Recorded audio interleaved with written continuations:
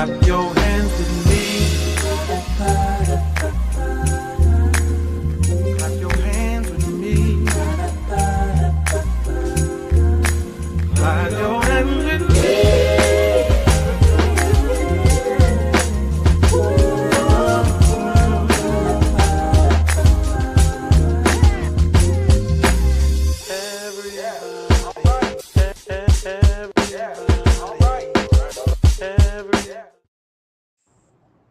Hey, hey, hey. Or they should say what's happening. Hey, hey. Hey, hey, But hey.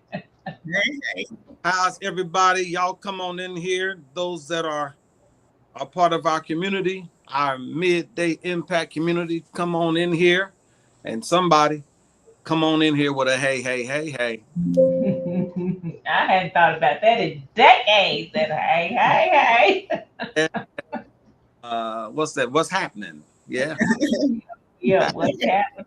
And Fat Yeah. Albert too. Y'all remember Fat Albert? Fat Albert, what's happening? Guess what I watched? I was sitting here just kind of up. I got on YouTube and typed in, not YouTube, I'm sorry. I got on Hulu and Who's the Boss with Tony Dan. Oh yes, that's back in the day. Yeah, Tony Danza. Tony Yep. Danza. Yeah. Great, great. I think the 80s, I'm biased. I think that was the best time for sitcom TV into the 90s. And of course, the 90s with Martin and all of them. Mm-hmm. Yes. Y'all remember Knight Rider? I agree. Kit Yes. and Michael, yeah. Absolutely. Yeah. Oh, we were talking about old school stuff about back in the day when you had a phone book. You remember a phone book? The yellow pages. The yellow pages. How about when you didn't? How about when you didn't have answering machines and you just have to wait? You just have to wait. If a person isn't home, you have to wait, and you're not all stressed out, falling apart. Listen. The phone would beep. Beep, beep. It was busy. You got a busy signal. I forgot about that. Listen. What about when TV to go off? TV went off at midnight. Come on. It was TV went off. You had the Star Spangled Banner or whatever. Yes. And yes, it was. Buzz. Just the buzz. I see that.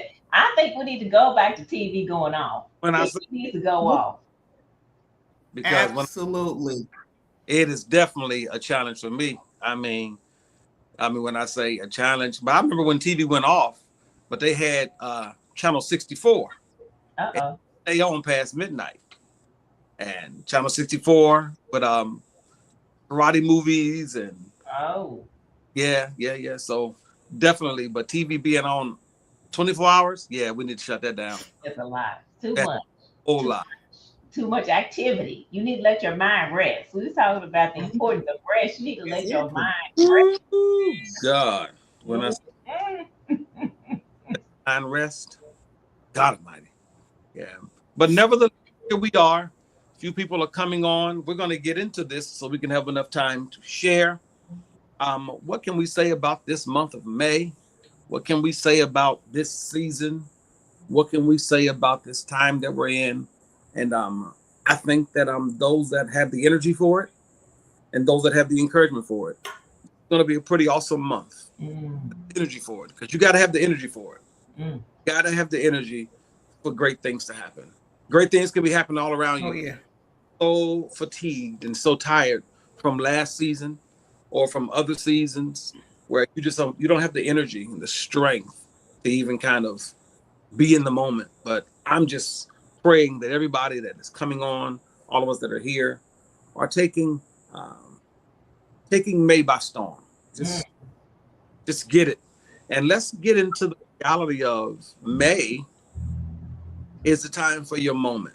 It's time to make that happen. By definition, moment simply means a small moment. I'm sorry, it's a small measure in time. Moment is a small measure. Moment is not a long time. Now, the manifestation of your moment can last forever. Mm. But your moment to make it happen, a small little window of time, you got to get in there and capitalize on your moment to make it happen. Wow. That's good. Don't want to, you can miss a season every 3 months. Mm. For a reason, you can miss a season. You can miss your time, but you never want to miss your moment, because your moment can make up for your season, and your moment can make up for your time. So Mm. hope you don't miss none of them. But just in case you missed your time, just because you may have a season, what you want to do is always capitalize on your moment. Wow. Here we are. Let's get into this. Let's get into it. I see Trisha Flowers, Paul's up, my sister Cassie, Cassandra Martin. Hallelujah. Hey y'all. Hey. Hey, you know what? We're gonna have to get Cassandra Martin on here. So we've been kind of trying to walk slowly with Yeah. the family, but we got to get Cassandra Martin on here. Um, Matter of fact, I don't know. Well, let me not speak. We need to get him on here, Katrina, because Jackie and Cassandra, they both are licensed and degreed in that psychology world. Get Ooh. on in here and pick our brain. Yes, we need that. All right, Cassandra, you up now? You up? He done called you up to bat. I done called you out. So Cassandra, in my Bishop Jake's voice, ready, get the ready, get the ready. Yeah. Get ready, get ready, get ready, get ready. All right, take us on in, Katrina. I love it. Well, I think that is so true, Pastor Dunn. Like you said, that this is the season for us to really prepare for our moment. I don't know about you all, but it is something in the atmosphere where I'm feeling like, this tension. I'm feeling like this grinding. I'm feeling like it's coming, some things are coming to a head to really step into this moment. And it's got to be, Pastor, and you talked about this on Mm-hmm. Sunday, that it's not just me. It's something in the atmosphere that's happening in this time. And Yep. so today, I really want us to really talk to the people that are feeling like, they're getting ready to enter into that moment. What are the steps that we need to do in this time of preparation? Because this is that time of preparation for that moment, because you got to prepare ahead of time. I Yep. know somebody, they always say when you're ready, you don't have to get ready. So Mhm. what are the things that we need to do now to get ready? Mm-hmm. So when that moment comes, when that moment hits, we're ready to take off in whatever that moment brings. Wow. And so was talking with Sister Jackie, and I was like, as we really think about getting prepared for our moment, what are some of those key things that we need to do mentally? Like you said, we got a mental health professional right here with us. And I don't know about you all, but when we have these moments and you feel the anticipation of what's getting ready to happen, what's the first thing that comes to mind? Your mind tries to cut up and say, well, you tried this before, it didn't work. You did that last year, you still in the same place. Don't even think that you could do it now. No, how do we squash those thoughts in our mind so we don't miss that moment? So I'm gonna have you jump in with us, Sister Jackie, and just sort of share some of your thoughts about that. Well, I mean, first of all, the mind controls it all, right? Mhm. It starts there. Our thoughts determine what's going to happen. So often those thoughts that are contrary, we have to squash them. So for Mm. instance, I may think this certain thing I can't do. But what I do is I speak to myself and I say, Jackie, third person, who told you you can't do that? Come Who told you that? Wow. So, waiting for an answer. Listen, I'm waiting for an answer, and there is not one. on. Wow. Because who told me that? My mind. So Wow. Wow. speak to yourself in third person. Mm. Ask yourself, speak to yourself. Wow. Jonathan, who told you you Mm-hmm. can't do that. Wow. Mm. Right? So that helps to squash it right there because there's not an answer Mm. as to who told you because no one did. Right? Wow. And then the controlling of our thoughts based upon what we see and what we hear. We so often ruminate on things over and Mm. over and over again, right? There's this thought of something that happened in the past, and you have fear that it'll happen in your present and in your future. Mm. Wow. So you roll that tape over and over. But we have to be transformed by the renewing of our minds. So, Mm. regardless if that happened before, that's real. It did happen, right? But does that Mhm. have to be your present? And does that have to be your future? No, it does not. You speak to those things. And as you speak to those things, they change. Yeah. You Mm. say that they'll change. No, that happened last year will not happen this year. And also because I made some preparation. I did some things different. I Mm. learned from what happened then. The problem is, it's not a problem when we have failure. That's not a problem. The problem is if you don't learn from Mm. those things that you Absolutely. failed. It's fine because how do we learn? Mm. Think about our children. Mhm. If we're good parents, we didn't prevent them from failing at everything. Mm. There's some parents that likely try that, but that's not good for the child. Wow. If they never learn to fail, Ooh. then they don't know how to succeed. Mm. That's a bar. That's a bar. Be- Listen, because it's artificial. It's artificial when you're doing everything for that child, right? Mm. And not allowing them to learn how to fail. That's artificial success. Wow. Mm. It's Mm. not real success. So we can look at that in our own lives. What did this failure mean? And sometimes people want to say, oh, no, no, no, there wasn't a failure. No, it was, but Yeah. it's okay.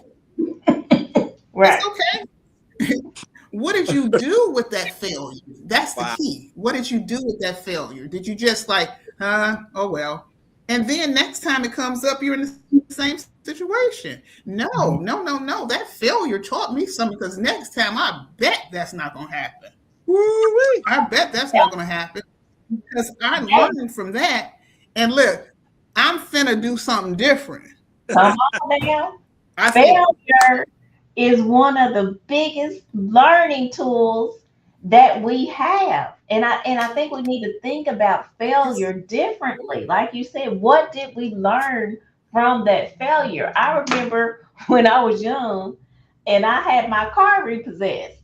Went outside, the car was gone. mhm, I was irate. mhm. What in the world? They done took my car. Blah, blah, blah. They did. Well, I hadn't made a payment for 6 months. That that was a failure. I had to say, now wait, if I don't want to walk, if I don't want to walk, let me learn from this failure how to get this money right and stop going out to eat every day and buying all of this stuff. Mhm. I had to learn from Yep. that. That is so true Mhm. about we have to look at our failures Right. differently. So as we are preparing for the moment that God has for us, we've got to assess, okay, what did we not do right in the past? How can we re-engineer what we were doing? How can we allow God to prepare us? Because God prepares us in silence. He's going to prepare us ahead of time. He's going to show us ourselves. He's going to allow and deal with us in the quiet before the moment so that when the moment hits, we won't have that public failure. God is so good, he protects us. He shields us. He knows when you're ready, when you're not ready. He's not going to Yes, it give you is. your moment before he has prepared you in private. Wow. And so that those moments of That's right. failure if we really take those moments, study those moments out, let God perfect us in that, when our moment hits, then we won't have those same failures we've experienced in the past. Wow. Absolutely. Can I just say that when you look at the biblical narrative of David with Goliath, we see that and we're excited about chapter 17. It's amazing. We're introduced to David in chapter 16. But in chapter 16 of First Samuel, David is anywhere from 16 to 18 years of age. So just because we just heard about him for the first time, don't mean that's when he first showed up. David was already shepherd, and he was already a slinger. He knew how to sling that rock. He knew how to hit that target. So my point in saying that is, just because we just met you, don't mean you were not preparing for your moment. That's right. And David had no idea in chapter 16 that he was going to be anointed to be king. And he had no idea that after being anointed king, that in chapter 17, while he's bringing food for his brothers and while he's coming to check on his brothers on the battlefield, he would get there and his moment would happen. Now, his moment happened because everybody in the army was afraid. Mm-hmm. David is the only one that's not enlisted, but he's the only one willing to fight. Mm-hmm. Because David was prepared. Now let's go back to something that's not in the text, but we have to know that it's implied that it's happening. And it is David gives a testimony of, I killed a lion. I killed a bear, my bare hands to protect the sheep. Mm-hmm. When it came time to kill Goliath, he didn't use his bare hand. He used something that he'd been working on for a long time, and it is that sling. So I believe that when David got, after he chose the 5 smooth stones, all that stuff, when he got to the moment of taking Goliath down, I don't believe David was nervous, insecure, nor was he worried about hitting the target. He'd done it so many times in practice. He did it so many times in rehearsal. He did it so many times in private that when the public moment took place, he didn't rely on the public moment. He relied on his preparation. Wow. Because being one that Yes. it's not just throwing a rock. It is a technique with your entire body, the twist of it all. David wasn't concerned about if I'm going to hit the mark. He knew I'm going to hit the mark. That wasn't even a question. It was stick to your preparation. Wow. And you'll always succeed. If you stick to what you practice, what you rehearsed, if you do that, when the moment comes, don't let the moment make you forget your preparation. That's good. And Pastor Dunn, you know what, Pastor? As you're sitting there, Pastor Dunn, and I'm looking behind you, I think that is a gold record. And I'm sure that you didn't get that gold record from just singing that song one time. How long did it take to prepare you to be ready to step into that moment to receive that gold record? And you know what? I'm glad you asked that because I've been doing the music thing for quite a while. And how I got this gold record quickly is I got called to do something that I always do for a church that always has me come to it. It was just at the last minute, somebody canceled and they asked me, could I do it? And I went and did it. And while I did it, somebody there is a great, phenomenal artist. And they said, well, will you come to my church? I came to their church. And then after that, they had a conference. And then a year later, I did their conference. And while I'm singing at their conference, Tamala Mann walks up on me and says, oh my God, Jonathan Dunn, you're amazing. You're going to write for me one day. Whoa. So she said, I know Marvin Sapp has Fill the House, but I need a song with that tempo. But because I had a whole lot of them in my arsenal, I went home, wrote the song Stretch, sent it to her. They loved it. And that song ended up being on the Take Me to the King record. And that song, Stretch, that I wrote, ended up being on Wild Gospel. Wow. 2013. Mm. And the record went gold. Mm. All of that. Look at that preparation. I'm up there singing Mm. at Pastor Winans' conference in Lakeland, Florida, at Paula White's church, and Tamala Mann is singing behind me. All this was, I'm just in my moment. Mm. Everything happened just like that. So this gold record is really a testimony to somebody saw me in my moment that I was prepared for. And when she asked me to write her a song, yep, I already had it. David chose 5 smooth stones. I already had my stone in my bag. Mm-hmm. So I just simply sent the song. And how long? Just like that. Pastor, how long were you preparing? How long were you preparing, Pastor? Oh, God. That was 2012. I was preparing for that since 1992, 93. Didn't Listen, know. so the timing, that's the thing. That's it. Woo, the timing, the timing, the timing. It's the timing of God when he positions us. Let's just think about Joseph. What happened to him, right? He had this dream. He had a dream, right? But he was immature when he presented that dream to his brothers, right? But it was still a dream that God gave him. He was put in the pit, but that was a process, wasn't it? Absolutely. For him to be in a pit. He went from the pit to Potiphar's house, right? He was in the palace and then in prison. He had to go through all those steps of preparation to become second in command. Mm-hmm. Wow, it's amazing, that preparation. But here's the thing that I think about. Just because you're in a pit doesn't make you pitiful.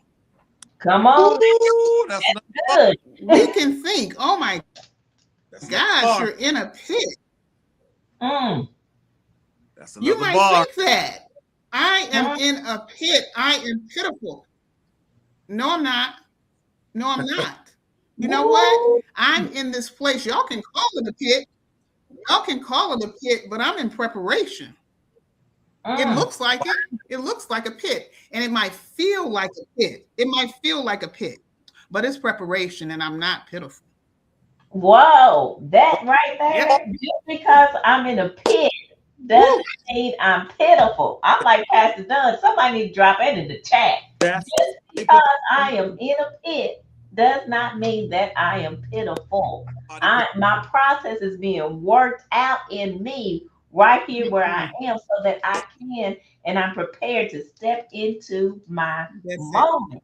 That's a bar right there. And what's crazy is, before he was into the pit, he was stripped of the coat that his father gave him. And that coat, while it was favor, but it was also hostage, because that coat only worked for his daddy's house. It worked in Dothan. It worked amongst his family. But what God had him called to do in the dream was at his daddy's house. So that coat couldn't go with him anyway. And if others would not have thrown him in the pit, God would have found another way to have to get him out of his daddy's house and get him to Egypt. So the pit was actually God's divine preparation to get him into something so he can be pulled out, sold into slavery. And that's preparation, you all. Your most pivotal season, your pit-filled season, the season where you feel like, oh my God, what's happening to me? It's all preparation. Ooh, all preparation. Yes, it is. And it goes back when you are in that pit, when you are in that moment, that's when it really goes back to what you talked about earlier, Sister Jackie, is that it's what you think and what you say when you are in those moments. The words that you're saying, you talked about this on Sunday, Pastor Dunn, the importance of the words that you're saying, because the words that you're saying, that is what's going to manifest. You gave this example, it was so good about the fruits, how you talk, what you said to the different fruits. Say that scenario again. They did a experiment on living things like fruit, plants, anything that has any level of life to it. And you had one piece, they would speak negative to it, abusive to it. The other piece, they would say nothing to it. Then the other piece, they would just speak positive, speak life, full of confirmation, affirmation, and speaking to it about its future. And the one that got no words to it, it stayed stagnant and eventually dried up. The one that got the abusive talk turned brown, it started melting, it started crumbling, it started shrinking, it started diminishing, and it withered away. But the one that had the positive talk, it grew, it flourished, and it's amazing how words actually destroy or give life. And we have to remember that for ourselves. Absolutely. What are you saying to yourself about being moving out of the pit into your moment? Think about your self-talk. What are you saying when you wake up in the morning to yourself? What are you saying when you come up against an obstacle? What are you saying when something gets hard to yourself? Yeah. It has to be one of those three buckets. Either it's positive, it's negative, or nothing. That's it. And whatever you're saying to yourself is what you are going to produce. So many times we think about words and we think about what we're saying to others, but what we're saying to ourselves is what's most important, more than what anybody else says. It's what we say about ourselves is what sets us up for success or what sets us up for failure. Absolutely. Absolutely. And preparation is something we cannot. We with preparation we. I'm sorry. Oh no, go ahead. All I was saying was with preparation, some people call it practice, some people call it rehearsal. I tell people that are part of FAI's music department, you don't come to rehearsal to learn the song. You come to rehearsal with the song learned. Now we begin to rehearse and practice because that repetitive working through the parts, working through the notes, working through the songs and the words, it now begins to make that practice ready for the performance. But you don't come to rehearsal to learn. So preparation can't be confused with learning. You should have already had the dream. You should have already had the word, the woman with the issue of blood on Sunday. If I could just touch the hem, but we don't know if she's ever practiced pressing. But she knew she had already learned how to talk about it. So her pressing was just process because the goal was to touch his hem. And in her mind, she said, all I got to do is touch his hem. So what are you preparing for? And that question is hinged on what have you set your mind to do? And when you set your mind to do it, as Jackie said at the top, now all of your self-talk is toward what you set your mind to do. Then the pressing takes place. And that's the process, whether it's the pit, whether it's Potiphar's, whether it's the palace, whether it's the prison, all those things become just what we call process. And I like how Jackie said that because it starts, it continues, and it manifests with the mind. It does. Imagine this blood with a gap ready to touch him and thought of the situation. If we We're losing you, Jackie. Say it again. Are you there, Sister Jackie? She's frozen. I think she's frozen. You can, Sister Jackie, if you can hear me, go out and come back. I am. Can you hear me? Oh yeah, I can hear you. We can't see you, but we can hear you. There you go. Okay, I see a blink. Can you hear us? I think that's so good what you said, Pastor Dunn, about setting your mind. You Yeah, setting your mind, but I like what you said on Sunday about, but what is your intention?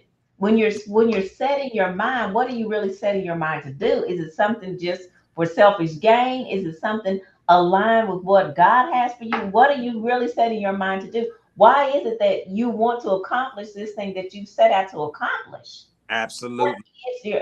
what is your motive? And does it line up with the word? Line it with the word. And that's the key thing. Most people, they have desires, but they don't understand your motivation or your motive. What's your agenda? What Mm-hmm. is it? God's will for you to Mm-hmm. touch it? Is it God's will? Because everybody thinks that it's God's will, just like when Lazarus got sick. Most folks say, well, by his stripes we're healed. Go heal him. When Jesus said, hey, I know he's sick, but I'm not going to heal him. Mm. I'm going to let my friend die. Mm-hmm. Have a greater appointment for his life. So your moment sometimes may not be in the healing. Mm. Your moment might be in the it's gotten worse. Here, Ooh. sometimes you are asking Mm-hmm. God for your moment to be, God, heal me. And it might be in God's will to say, no, Mm-hmm. I'm gonna let your situation go from bad to worse. And in the worst, that's your moment. My, Because I don't want to heal you, Lazarus. My, I want to correct you, which means whatever got you sick, I need y'all to grab onto this. Hopefully, you'll grab onto this. Lazarus, whatever got you sick, I want to kill it. mm. It. So sometimes the Lord will allow what's wow. got you sick to take you through the process so that when he brings you back from it, it's dead. Eesh. He didn't resurrect the sickness. Lazarus didn't come back It's dead. but kill him. Lazarus came back afresh and anew because after those 3, 4 days, whatever the sickness was, Mm-hmm. it did its job. But because the Lord is Mm-hmm. the Mm-hmm. Lord of all things, including life. So I think Yeah. sometimes, and my point in that is, sometimes we think we've missed our moment when things go from bad to worse. My. When the reality is, the worst might be your Oh moment. yeah. Ooh. You there, Sister Jackie? Yeah. Yeah. What are you gonna do? What are you gonna do in that moment? What are you gonna do in that worst moment? What are you Mm. gonna do in that worst moment? Woo! I know of worst moments. I know of worst moments. Woo. Wanting to give up and say, "My God, this is just too hard." But just knowing that God has more, that He has something more for you, that it's not over. When God hasn't said that you're done, you must continue. You must persevere in the midst of all those things that seem impossible because Mm. He can do the impossible. I declare to everyone, He can do the impossible. He raised the lame. He did it for me. He is able, no matter what it looks like, no matter what it feels like. And that's what I've said to people. I mean, it's not like I don't have issues or whatever. I said, it doesn't matter what I feel. I Ooh. know God because what He did before, He can do again. He didn't Mm. stop doing when He did that other thing. He continues to do, right? And I must walk in that every day, knowing that He is not a man that He should lie. If He said that He'll do Mm. it, He will, and I trust Him. And that's what I walk in, and that's what I feel. My. I'll tell you what, Pastor Dunn, I just been personally going through one of those moments. Like I'm watching the situation get worse and worse and worse. And that is the revelation right there. I had to allow it to die. So that same stuff won't continue to manifest. It's not easy, y'all. It's not easy to sit back and watch something die. I can't even imagine. They were sitting there watching their brother literally fade My God. away in their face. Like you're watching the situation die. You want to put your strength into it to save it. But God is like, no, don't save that. That's not even really what you want. That's not even really what you need. Let that thing die Let so it. I can do the new thing to get you to that moment. You can already make me get up and run around in this room. Listen, it's so powerful because what happens is when somebody from that particular time dies, according to Levitical law, if you die at 8 a.m. on Saturday, your body got to be in the ground by 8 a.m. Sunday. You got 24 hours to get the family, 24 hours to get the arrangements together, 24 hours. We got to be having the funeral in 24 hours. Wow. And according to Levitical law, when the person is sick, you are forbidden to mourn. Not stand around the bedside crying, knowing your loved one about to die. You're not do that. Because when they die, after the funeral, you have 7 days of mourning. So it brings credence to when Jesus heard that Lazarus was sick, Jesus was a day's journey away. Jesus said to his disciples, all right, well, we're going to stay here. After the third day of Lazarus being dead, Jesus goes back. But he gets there, he's 4 days dead, which means the family had already prepared the body, got the spices, got the oil, wrapped the body up in linen, did all that, put the body inside the tomb, closed the tomb, and we were already at the place of the body had already now started getting the rigor mortis and all the process of the decaying that all happened. And they were now in their mourning state. So when Jesus shows up, Martha is like, you should have been here. Oh my God. And she fussing him out and blah, blah, blah, blah, blah. So notice the reality of how the Lord allowed that situation to become Lazarus's moment. Because all the preparation for him being dead had taken place. Which means some people need to grab onto this. I don't care how bad it gets. Don't prepare to die. Prepare to live. Because everything they did was preparation for their reality. They were not wrong. They just didn't know that there was a divine plan that Jesus had. And Jesus walks into the, you know the story. Jesus says something. He says, Lazarus. Before he said, show me where y'all laid him. Then he goes to where they laid him, and he says, Lazarus, come forth. He was speaking to Lazarus, their brother. I'm quite sure there was a bunch of Lazaruses that had died, that were in the earth. But the Lord knew exactly who he was talking to when he said Lazarus. He called him forth and he said, now y'all roll this stone away. The same people that rolled the stone to say he's dead had to come back and roll it away to say something about to happen. This is preparation, you all. You got to roll that stone away knowing that your new life getting ready to hop back out. You got to be like, you got to be ready. It is. When Lazarus, he couldn't have come walking out because he was still wrapped. Because he still had the grave clothes on. Now, unless they him where he could walk like a mummy, I don't know. But we do know he was still wrapped up in what they wrapped him in as a dead man. When it comes time for your moment, sometimes your moment looks like a voice, activity of stones rolling away. And as some preachers have said, and the maggots that started eating had to now regurgitate what they ate. The rigor mortis that set in had to reverse itself. I think that's wonderful, good creative preaching. But I say, I don't think the maggots had to throw up rigor mortis. I believe God gave Lazarus a brand new. Come on, you all. So sometimes the Lord wants to take the process because he wants to give you a new one. I think Lazarus, up under that linen, God gave him a new created. He didn't get a glorified body. We do know that because resurrection is glorified body. Mm-hmm. but he got a new body and came out of there. And they said, unwrap him.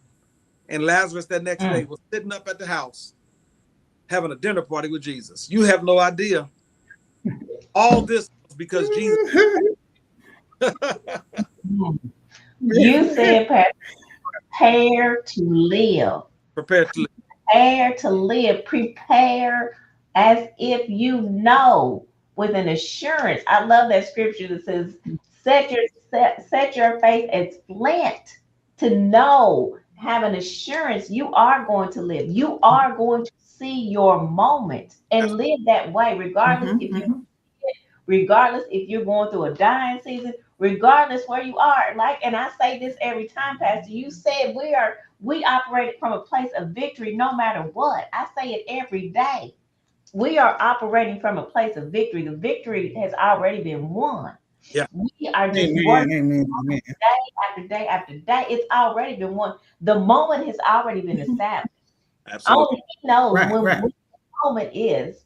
But all we have to do is continue to prepare to be ready when the moment hits, because the moment is going to hit. Woo. Right. And Katrina, and it doesn't matter what it looks like.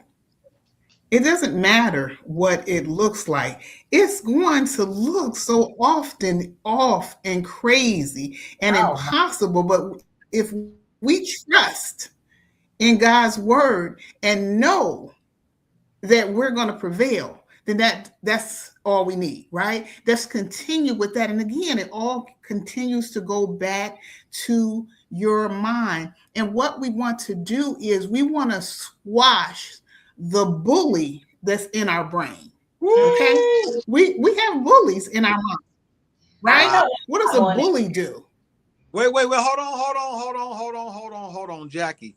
Now you spitting these bars like you squash the bully. Yes, in your mind. Because what's a bully trying to do? It's trying to beat you, right? But the bully is the one that has the issue. They're the one that has the problem, right? But they're trying to inflict their issue on you. That's the thing. So you got to reject the bully. It's like, nope, nope, no. And when that bully tries to tell you that you have not had any success, you're not going to have this, whatever it is that you're proclaiming, you go back and you remind that bully, oh, no, but I did so-and-so. But I did so-and-so. And how about this? And how about that? See, that's the thing. We have to counteract what the mind tries to speak and tell us. We counteract it with the truth, right? And the truth of what God says about us and who we are. I love it. It reminds me of that scripture that says, take captive every thought. Yeah. Make it obedient to Christ. Take captive every thought. And it's taking those thoughts captive, and it's taking the emotion out of it. Like you said, we can't wallow in the emotion of how we feel. We've got to stand fast on the truth of what we know. The truth is, stand on the truth and not wallow in our feelings, because our feelings will throw you off every time. They'll throw you off every single time. Every time. And I think it's powerful that this conversation is happening, because sometimes we look at our moment and we attach our moment to a previous great moment. Like, I remember when. And you start giving yourself that encouragement from times past. But I think you're also robbing yourself of the best moment you can be in right now. Whether it is you're starting over, you're rebuilding, you're redoing, you're in a new, different season. Sometimes we encourage ourselves. I know I've done it many a times. I talk about the and the good old times, whether it is my personal life or my music career with FAI, and I'm robbing myself of this moment right now, because this moment is better than any moment I've already had. Yes. Because this is preparation for greater. Right. So sometimes we have to make sure we don't allow the bullying and also allow the dysfunction, or I call it dysfunctional encouragement, because you're encouraging yourself backwards versus forward. Yes, yes, that's good because eyes haven't seen, Come ears on. haven't heard. You Oh, know, we can't even Yeah. see, we can't even imagine there the you go. greatness that Wow. God has for us. And if we limit it to just what we've seen, That's it it. is a Mhm. disservice to us and a disservice to what He can do in our lives. We can't think about all of the wonderful things you can imagine. It's a lot I can imagine. I can imagine myself on a Yeah. yacht, everything. Yes. It's all kind of stuff I can imagine, but it's above what I can imagine. Woo. Take the Woo. limit off. Y'all remember that song? Take the limits Limit. off. Take the Mhm. limits off of what the moment can be. We Yeah, Oh can't my limit it God. to what He's done in the past because we can't even comprehend what He can do. Jesus. Wow. Wow. Mm, Wow. Yeah. It's an amazing scenario because now here we are looking at the month of May, and it's 2026. And it's like, what can happen? I said anything. What it- can? Everything. God can allow this, Yep. where we're in month five, mhm, our month five of 2026, to make up for all the moments you thought you missed. And it could be so phenomenal that you find yourself, because I've been there before, meaning your moment cannot just make up for the moments you felt you missed or give you fulfillment for right now. Your moment can put you in a scenario where your moment is getting ready to take out of you virtue for the next 6 months. mm, Can you imagine Mhm. being in a place where now Mhm. your moment happened? And now, whether you're a traveler, whether you're doing business, whether you're doing whatever, whatever, can you imagine Mhm. the next 6 months, your calendar's booked? mm. I remember back in the day talking to Wante and saying, well, it was February. I was like, well, um, we're booked till November. Mm. Wow. I'm like, Wow. one calendar is, and I'm like, and we're talking about 3 weekends. We're talking about 14 days out of the month. Mm, Jonathan Dunn is booked from February to November. Cassie, remember those days? I mean, mm, when your moment happens, you have no idea how God is now getting ready to get you so busy. You're going to be so fatigued mm, because all your preparation time, you didn't prepare to be strong enough to endure this moment. mm. So, Wow. Mhm. for what God is going to do, because again, Jackie talked about Joseph. After Joseph went through that process, pit, prison, Potiphar, all that stuff, once he got out, we're talking about in one day, they called him out of prison. He had to be Mhm. shaved and cleansed to stand before Pharaoh. Wow. That Mhm. evening, he was getting a coat, bracelets, staffs, whatever Mhm. Chariot Bentley that Pharaoh had, he had one too. He was being introduced to the nation as Zophnath Paneh, his new name. Mm, From that day forward, we don't hear a whole lot of Joseph being able to take a vacation, getting recompense for his prison sentence. None of that. He went straight prison to a government job that made him responsible. Hear me, you all. Joseph responsible for Egypt's economy, Egypt's wealth, mm, all of the servants in the palace and in the kingdom. mm. He was the financial director. He was the production director. He was economic director. He was geography director. He was everything. My All of point is, that. he got out of prison not knowing that he would not have a day off. Mm, mm. In that one day, in that one day, Day. in Wow. that one moment, he moved into more than he could have ever imagined. Absolutely. Wow. Yes. When he Yes. saw that dream with the cold, and he could not have imagined that. He could not imagine. And that's what God has for us. All that preparation led up to him being prepared to step into that moment, to take on all of those hats. He wouldn't have been able to do that 10 years ago, 15 years ago, No. 20 years. It took all that preparation for Yep. him to be able to step into the moment and to handle the weight of the responsibility that came along with that moment. When Woo. you get into that moment, it's going to be some weight that comes along with that. It's going to be some And responsibility that comes along with that. It's going to be you're going to have to be strategic when you step yes. into that. So all of this preparation is making sure that you don't buckle under the weight Come of the on.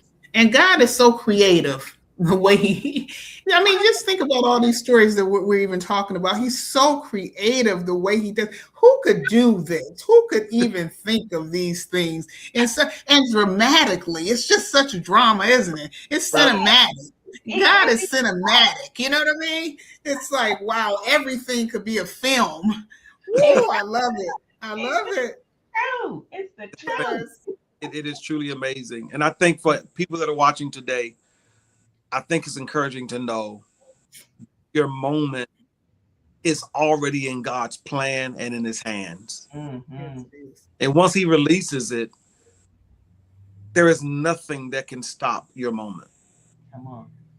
Nothing. Not even you. Mm. There's a story of a prophet who's a well-known prophet now. And he said he went through some things and he was at a church service and an old prophet was up preaching and the prophet called him out. He said, I ain't coming back to that. He came back to church and sat in the balcony. Prophet called him out. Hey, you in the balcony. He said next time he came, he went down to the bathroom. It was in the stall. And they had in the church, they had those speakers around the whole church. He said the prophet was like, hey, you in the bathroom.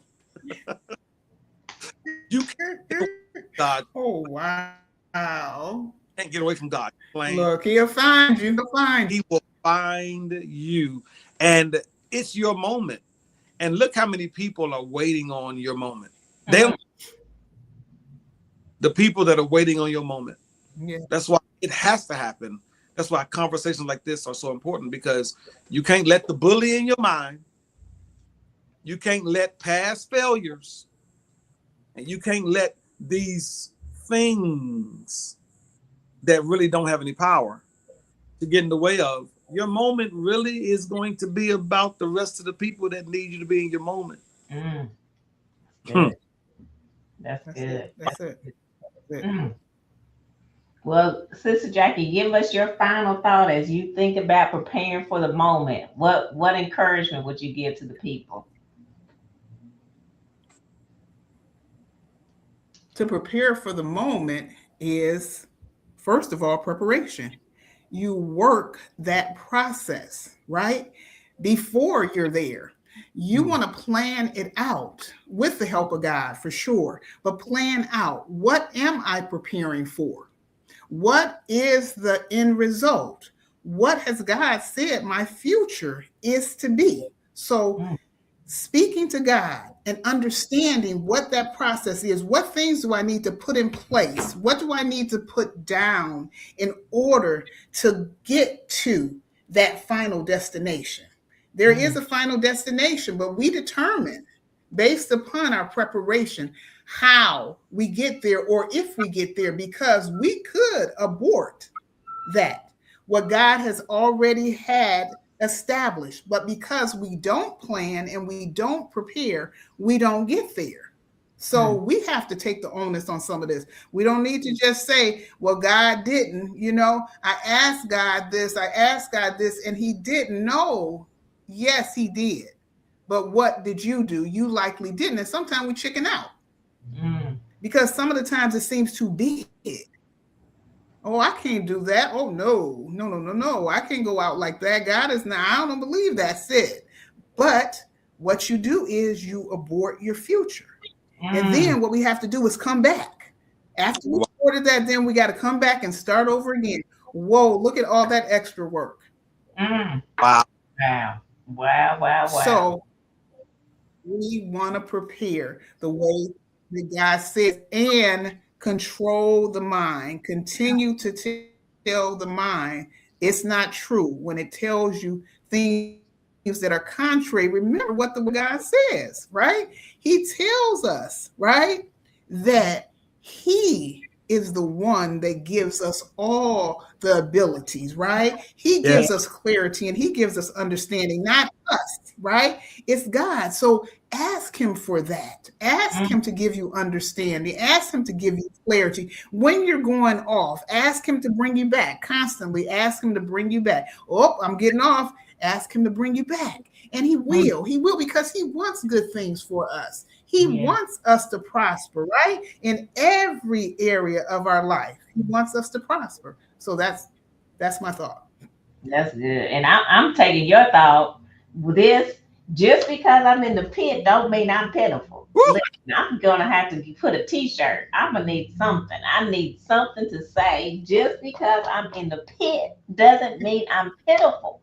That the lessons that I'm learning in this pit, the process that I'm going through, the muscles Yeah. that I'm building, the strategy that is being developed is all preparing me so that I can meet that moment. I've got to change my mind about how I see this pit and what's happening to me in this pit so that I am prepared to meet my moment when it comes.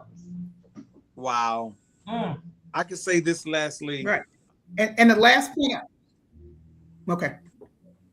Go ahead, Jack. Oh, I was going to say just the last thing about the pit. The pit is not a problem. It is not. It's the way you look at the pit. Think about that. It is not necessarily a problem, because if I'm in the pit so I could be covered, Come so on. I can't be seen, right? So I'm kind of like undercover during that time. That pit is good for me. You don't need to see what's going on. You don't need to see what's going on until I come out, until God brings me into the fullness. So my pit situation is good for me. It's the way you deal with your pit. If you decide that your pit is a horrific situation, then that's what you do. But I choose to say that the pit is going to ultimately prosper me to get to that next place. It's that private preparation. It is that private preparation Yes, before it you is. get that moment. Mm. Wow. And y'all just know, as it pertains to the pit, it was in the pit that the brother Reuben, the eldest brother, said, listen, you all, let's not kill him. Mm. Mm-hmm. The intention for the pit, death, Mm. but it was Yeah, protected. that's intention. Because Reuben said, y'all, I know y'all hate him, but he's at least our brother. Let's not kill him. Mm. And then the other brother, who is Judah, which means praise, he said, let's pull him out the pit and let's sell him instead of kill him. Mm. Look at how praise does you. Mm-hmm. Praise will pull you out, see the value in you, Mm. and release you as something valuable, make merchandise Wow. of you, and Wow. release you into the hands of the Ishmaelites, into your destiny. Mm. If he would not have Amen. been in that pit, he would have died before he got to destiny. Mm. So being pulled out that pit and being made merchandise of Mm. released him. Mm-hmm. So don't look at the pit as a problem. The pit actually releases your potential. Mm. You're loved, you're valuable, and you're worth being released into your Mm. next. Because had the father got there, the father would have got him out the pit and brought him back home. That's Mm. good for his life. It is to get out that pit and go to Egypt. So Mm. remember, you all, that the pit is not a Mm-hmm. preparation. This is Mm. Katrina, you can take us on out because I know that Amen. this is right here. Woo! Woo. As we said all this afternoon, y'all, preparing for the moment. We know, like Pastor Dunn said, we know that this is the season of our moment. And so we are just encouraging you to prepare. Take this time to prepare so that you can bear the weight of the moment. This is your preparation, regardless if it's in the pit, regardless what's going on, regardless of what's happening. Take the moments, take all of the information that you're getting right now to be strategic and to align with what God is saying to do in this moment. Remember, it's not about our emotions, it's about standing on the truth of what He said that we will be and who we are. And as we stand on that truth and we dig into the things that He has for us, then we will be prepared to meet that moment. And nothing will by any means hurt us because we are prepared to stand in the moment. We have prepared for all that He has for us. And it's only good. It is only good and it is only up from here. Wow. Wow. Awesome, awesome, awesome. Well, y'all make some noise. Make some noise on this virtual platform. Make some noise. We are so thankful to the Lord. Katrina, we thank you so much for always being on point with our thought, with our focus, and with our word, because these words are so encouraging. Jackie, we thank you so much for jumping on. And thank you. Don't be a stranger, Jackie. You get ready too. Earn the rotation. Yeah. So we thank God for all of you that are on here, you all that are responding right now on all these platforms. Thank you all for tuning in. Tonight we'll be at this same location for Bible study tonight. God's going to continue to keep blessing us. And this is your moment month. This is your moment. Your moment is already in motion. Amen. It's your moment. Let it. God bless all of you all. Yes. We'll see you all this evening. Peace.